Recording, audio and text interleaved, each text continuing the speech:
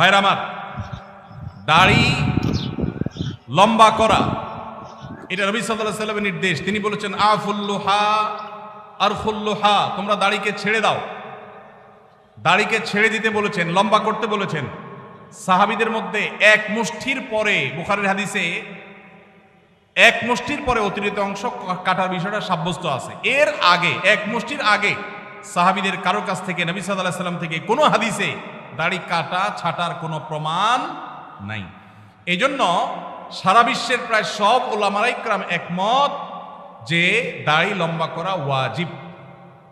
কিছু ইখতিলাফ আছে, আরবের কিছু আলেমদের ভিন্ন মত আছে। বেশিরভাগ আলেমদের মতে হলো দাড়ি লম্বা করা কি ওয়াজিব। ইজিপশিয়ান কিছু আলেমদের ভিন্ন মত আছে, আরো কিছু আলেমদের ভিন্ন মত আছে। বাকি মেজরিটি আলেমদের মত হলো ওয়াজিব।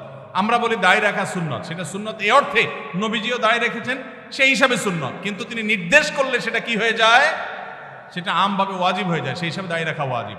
অতএব ভাই, যদি কেউ মনে করে দাড়ি না রাখলে সমস্যা নাই, তার কাছে সমস্যার ডেফিনিশনটা কি, সংজ্ঞাটা কি?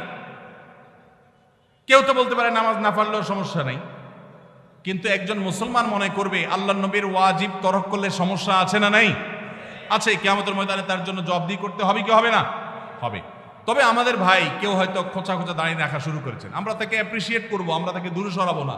আলহামদুলিল্লাহ ভাই, শুরুটা করে দিয়েছেন, ইনশাআল্লাহ আল্লাহ এটাতে বরকত দিবেন। আমরা তাকে এটাকে লম্বা করার জন্য নসিহা করব। তবে সেই সাথে এটাও আমাদের মাথায় রাখতে হবে, দাড়ির চাইতে অনেক ইম্পর্টেন্ট নির্দেশ আছে আল্লাহর, যেগুলো আমরা অহরহ লঙ্ঘন করি। আছে না নাই? এটা শুনে আবার বেদাড়ি একটু খুশি হয়ে গেছে, যাক আমাদের পক্ষে একটু আসলো। ভাইরা আমার, দাড়ি রাখা ওয়াজিব, সেটা নিয়ে কোনো আলাপ নাই, সেটা নিয়ে কোনো ছাড় নাই। কিন্তু পাশাপাশি আমাদের এটাও মাথায় রাখতে হবে যে আল্লাহর অন্যান্য ফরজ বিধানগুলো মানতে হবে। অনেকে লম্বা দাড়ি আছে, মুখ খারাপ করে, আছে না নাই? বাংলা একটা প্রবাদ আছে, হাজী সাহেবের মুখ খারাপ। কি বলে? হাজী সাহেবের মুখ খারাপ। এই লম্বা দাড়ি নিয়ে মুখ খারাপ করে কি করে না? এই লম্বা দাড়ি নিয়ে দোকানদার দেশি মশারি আর ইন্ডিয়ান মশারি মিশায় দেশি মশারি তেল বলে বিক্রি করে কি করে না? তাহলে দাড়ি আছে, তিনি ওয়াজিব আমল করেছেন, সবও পাবেন, কিন্তু যেই কাজটা করছেন ওইটা দাড়ি রেখে যে সব পাচ্ছেন তার চেয়ে অনেক বেশি ক্ষতি তিনি করছেন ওই কাজটা করে। ঠিক না ভাই? ঠিক। এই জন্য আমাদের পরিপূর্ণভাবে দ্বীনে প্রবেশ করতে হবে। আল্লাহ আমাদেরকে তৌফিক দান করুন। কিন্তু সেই সাথে দাড়িও লম্বা করার চেষ্টা করতে হবে। কিন্তু কোনো ভাই করছেন না, আমরা বেশিরভাগ মানুষ অন্যকে নিয়ে পড়ে থাকি। একটা বড় মুসিবত হলো বাংলাদেশের মানুষের, আমরা অন্যের চরকায় তেল একটু।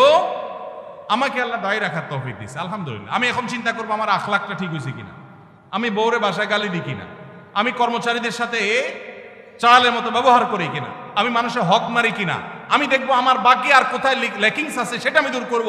আমি দাঁড়িয়ে আছে, এই জন্য যার দাড়ি নাই তারে খোঁচা মারি করি আমি। এটা তো কোনো মুসলমানের কাজ হতে।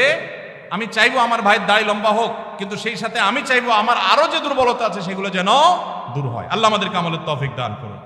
মেসেঞ্জার গ্রুপ চ্যাটিংয়ে SMS এর মাধ্যমে ইজাব কবুল হয়েছে।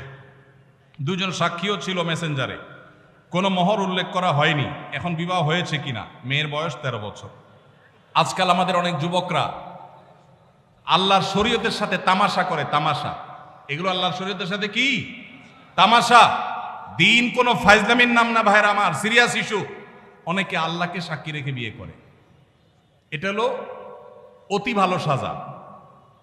অতি ভালো সাজা তো চোরের আলামত। এত মানুষ থাকতে, আল্লাহর বান্দা থাকতে আপনি আল্লাহরে কেন সাক্ষী বানাচ্ছেন? এই বিয়েগুলো বিশুদ্ধ নয়, এগুলো বিশুদ্ধ নয়, এগুলো জেনা হবে। বিবাহের জন্য দুজন সাক্ষীর উপস্থিতি, ইজাব কবুল থাকতে হবে। এই মেয়ে, বাচ্চা মেয়ে, তার বাবা কোথায়, মা কোথায়, অভিভাবক কোথায়, কোথাকার মেয়ে, জেনা করতে গিয়ে অনেক যুবককে শয়তান নেক্সট সুরতে ধোকা দেয়। তারা মনে করে আমরা হালাল করছি, অথচ তারা জেনায় লিপ্ত আছে। আল্লাহ আমাদের যুবক ভাইদেরকে হেদায়েত দান করুন। এগুলো জায়েজ নাই ভাই।